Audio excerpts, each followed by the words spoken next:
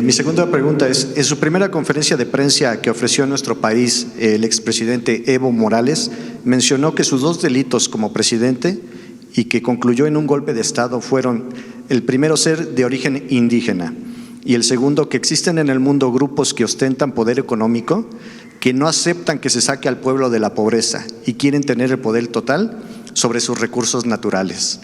Presidente, uno de los pilares fundamentales de su Plan Nacional de Desarrollo es la dimensión social.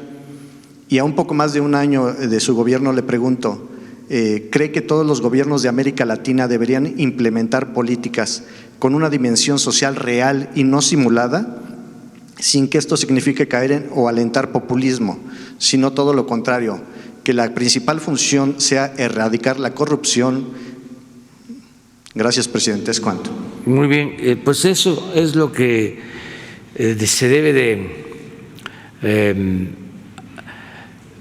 replantear en todos los países del mundo, pero no se pueden aplicar recetas, no se pueden llevar experiencias, extrapolar experiencias de un país a otro. Uno de los fracasos del modelo neoliberal,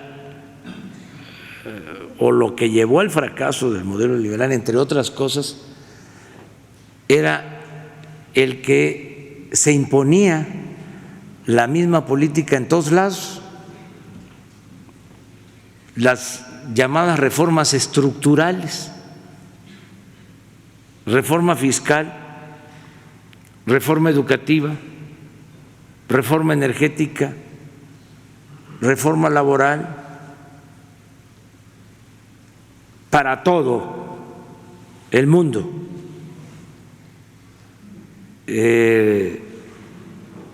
Cuando cada país tiene sus propias características, su idiosincrasia, sus problemas, y era la misma receta para todos. Y no solo en el caso de América Latina, sino también para Europa, para Asia, para África. Eso no puede seguir predominando. Cada país tiene que tener su plan de desarrollo. Nosotros llegamos al extremo que en 30 años no se elaboró un plan de desarrollo propio. Se gobernó con recetas enviadas desde el extranjero, las llamadas reformas estructurales, que no eran solo para México, sino para todo el mundo. Reforma fiscal, la reforma energética, la misma política, ¿sí?, a tabla rasa.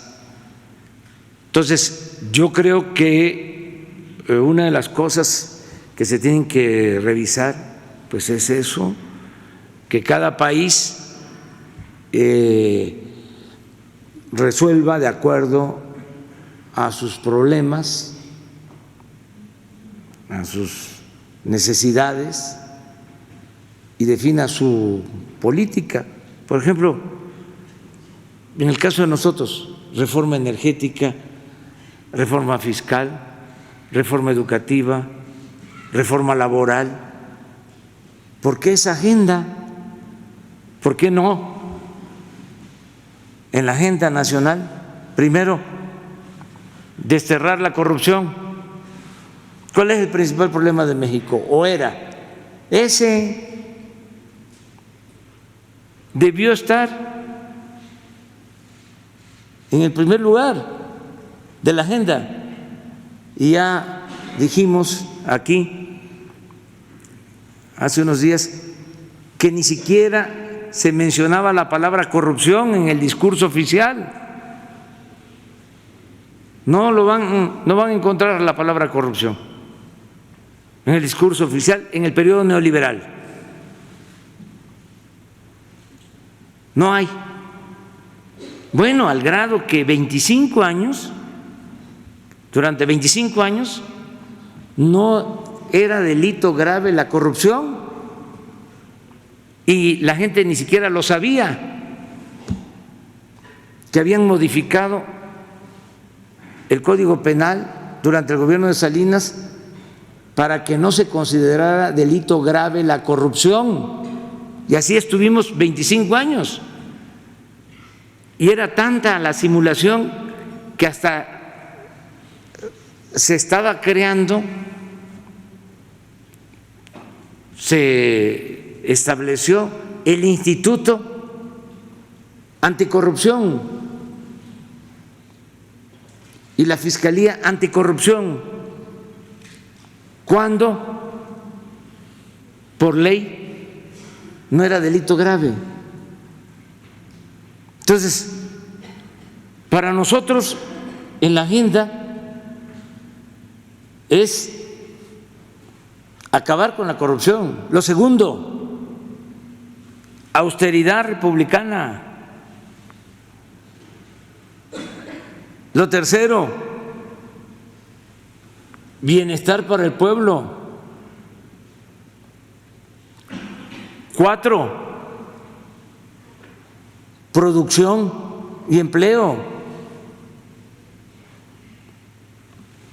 5, paz y tranquilidad. Esa es la agenda. Reforma fiscal, reforma energética, reforma laboral. ¿Qué es eso? Era ajustar el marco jurídico para facilitar el saqueo. ¿Qué era lo principal? Hacer negocios al amparo del poder público y de manera específica trasladar bienes públicos a particulares. A eso se dedicaron. Y para poder hacer eso, pues necesitaban un aparato burocrático oneroso, pagarle bien a los altos funcionarios públicos. Es el maiceo que se usaba en la época de Porfirio Díaz. Por eso los sueldos de 700,000 pesos mensuales, porque así los servidores públicos se quedaban callados, eran cómplices. ¿Quién iba a hacer una denuncia? Se podía tener el Instituto de la Transparencia, el Instituto Anticorrupción, la Comisión de Derechos Humanos, la Comisión Reguladora de Energía, etcétera, etcétera, etcétera, etcétera.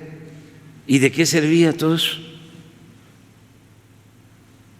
Como les pagaban bien, imagínense, el Instituto Electoral, el Tribunal Electoral,